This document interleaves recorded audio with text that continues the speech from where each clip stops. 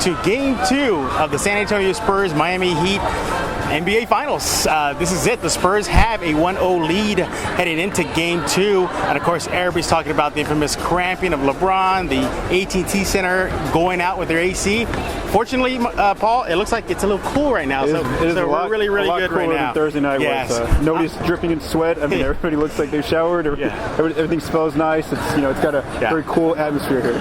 I'm Jeff Garcia. This is Paul Garcia as well. No relation, by the way, from ProjectSpurs.com.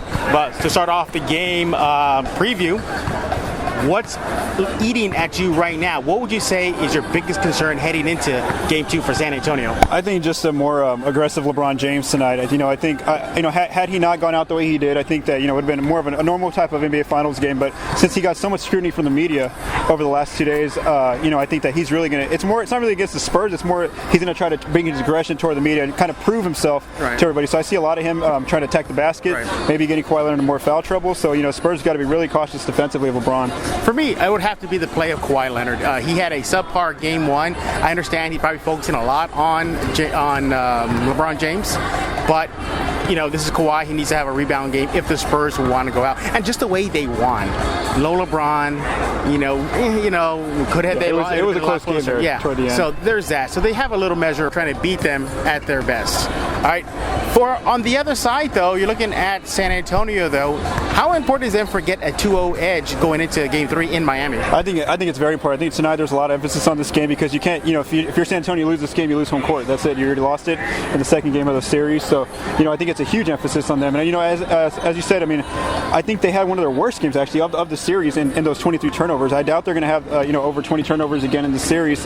That's usually one of their worst games. They usually do lose, like all the players said. So, I think there's going to be a lot more focus on crisper ball movement and really getting everybody involved. Yeah, for Miami, though, their big game adjustment has to be the penetration and the kick out. They got to be worrying about that. That's what really broke them down late in the second half.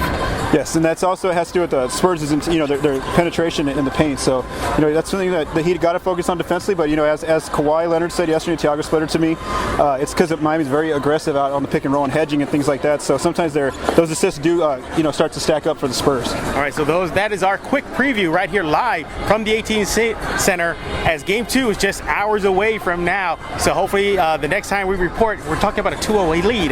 But don't forget to check out ProjectSpurs.com for everything Spurs, especially during these finals. So for Paul Garcia, I'm Jeff Garcia. Thanks again for watching this little quick preview right here on Project Spurs.